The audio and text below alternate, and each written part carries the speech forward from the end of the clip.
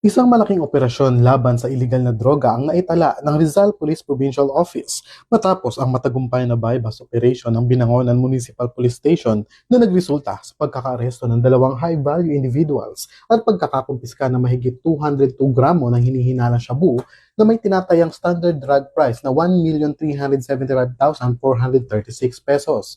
Kinilala ang mga naaresto bilang alias Kakay, 45 taong gulang, at alias Nonoy, 27 taong gulang, kapwa kabilang sa mga high-value individuals. Ang operasyon ay sinagawa gabi noong Hulyo 2, 2026 sa Binangonan, Rizal.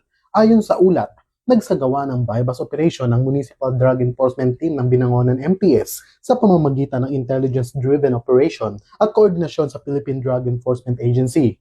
Nagresulta ito sa pagkakaaresto ng dalawang sospek at pagkakasamsam ng dalawang pakete at dalawang nakataling plastik na naglalaman ng hinihinalang shabu na may kabuoang timbang na 202.27 gramo.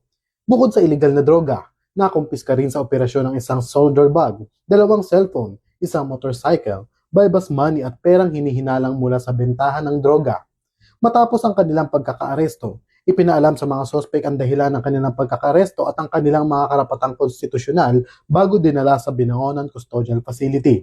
Kasulukluyan ang hinahanda ang pagsasampa ng kasong paglabag sa Sections 5 at 11, Article 2 ng Republic Act No. 9165 laban sa mga ito. Mula dito sa Rizal Police Provincial Office, ako ang inyong PNN correspondent, Patrolman Junmar Abang, alagad ng batas, tagapagtaguyod ng balitang pulis.